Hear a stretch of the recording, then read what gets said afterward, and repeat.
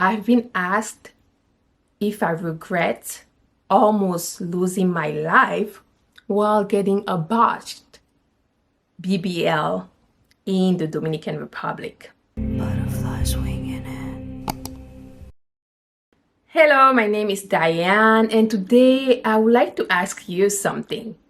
Do you often wonder if you could go back and fix certain things in your life? What would your life be like? Do you have any regrets at all?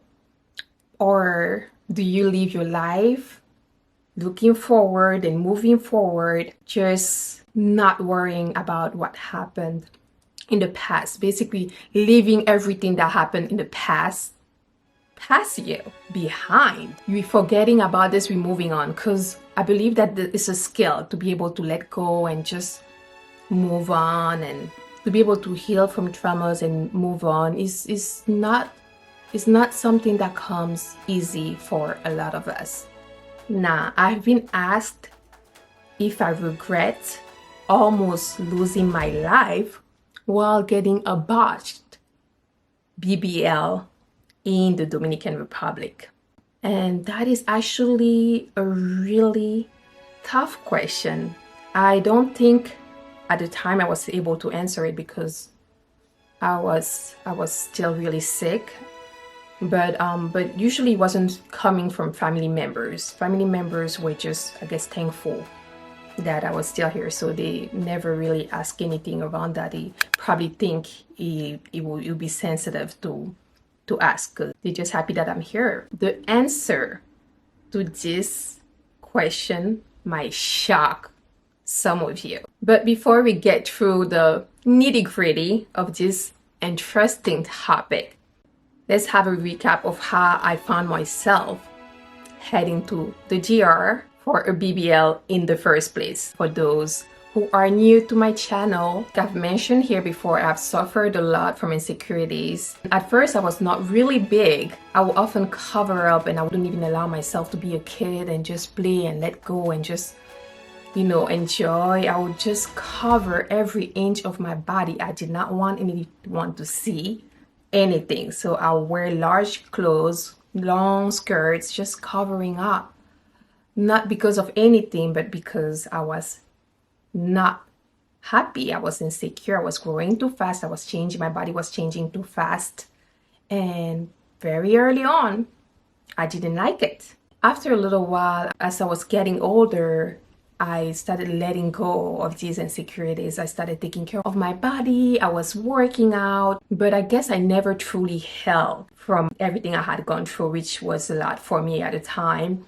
I never truly healed, but then I was just really caring for myself, and I started letting my guards down. I was dressing up like kids my age, and I was happy, I was good. But then I started experiencing certain things, and it brought back everything I had not healed from the past.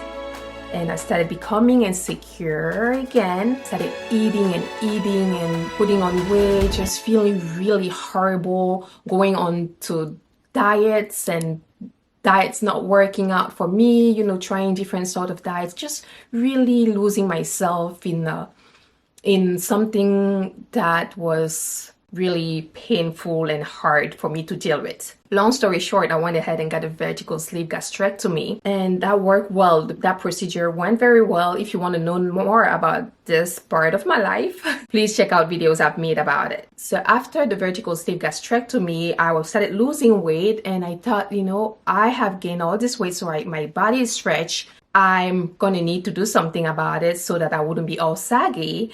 And at the time, everybody was talking about the BBL, how you get your body snatched. I was hearing a lot, oh yeah, going to the GR is amazing because right over there, they really get you straight. And I thought, I don't want to lose all this weight. Let me use this fat, while I can, right? While I, before I lose all this weight and I just look all saggy everywhere, let me use this fat and play with it. And I did do my research, and I was like, okay, the GR is the perfect place, and it was at a decent price. The girls that went there promised that it was better there than it was here in the United States. So I was set to go to the GR, and I knew it was going to be the perfect experience. I traveled to the GR, and there was just a feeling of uneasiness.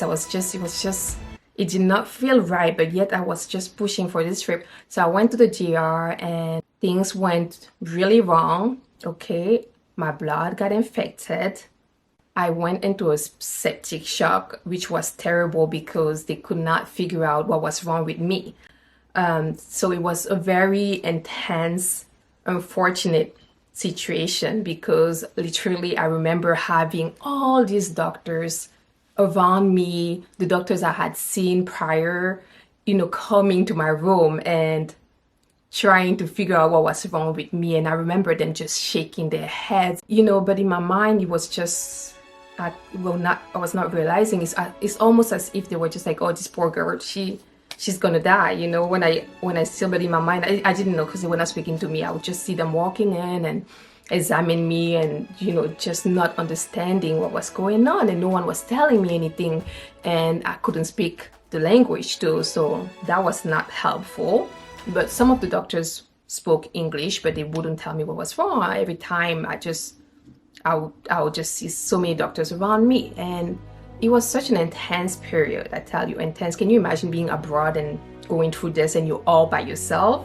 I forgot to mention this. I was all alone, all by myself through it. I remember I was really, really fighting for my life. I was not giving up. I was suffering. It was a lot of suffering. When you're suffering and there's a feeling of why, and then there's a feeling of why me? Why not? It kind of was that, but it never really settled. It was still just, but there was a feeling of like, what is happening? This is a lot. And during that process of figuring out what was going on with me, I remember there was one nurse, because they always had two nurses sleeping with me. I don't know if they were nurses or just people that were assisting, and I just remember that one of the lady was really rough. She was really mean and she was violent, so she'll often fight with me. So a lot of time I would be in and out of consciousness, and every time I wake up and I would just I just wanted to sit up. Honestly, I just wanted to sit up because I couldn't breathe. I needed to breathe, and I was like, let me sit up. That's all I want. I just want to sit up. And she would just push me and she would fight me, and she would be like, Diane, go back. And then I would try to fight, and then I would lose consciousness again. And then every time I wake up, she would just fight with me, and I'll fight. And I'm just like, I'm going to fight for my life. All I want to do is breathe. It shouldn't be a problem. I just want to sit up and breathe. And this lady wouldn't allow it, and they kept poking me everywhere. And I would just be in and out because it was intense. I couldn't just stay there. And I would look at my arms and it would be bruised. And it was a really, really bad situation for someone like me because my veins are very thin. They're almost invisible. It's always hard to get my blood. And in this situation, I was very dehydrated already. And they always wanted to give me blood. They couldn't find my veins. So they were just, it was very intense. I was dying a painful death. I was suffocating, that is painful. Dying, not being able to breathe and feeling like you are dying alone. To be honest, I never once thought that I was actually dying. I didn't know what was happening, obviously. I just knew that I needed to fight. But I was suffocating, and all I wanted to do was breathe. I just wanted to breathe.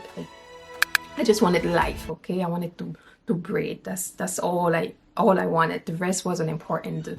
The suffering my body was going through at the time, the pain my body was going through was not important.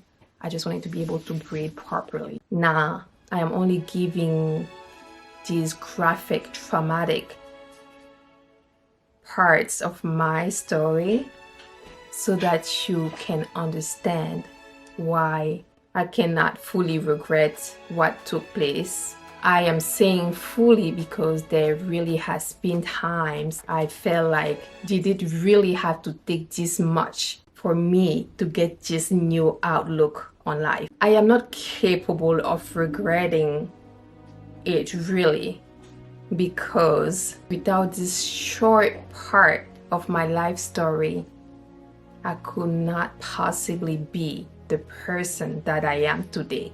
I can absolutely not see any way possible for me without this traumatic, awful experience being who I am today. But did it really have to take this much? Did it really have to hurt this much?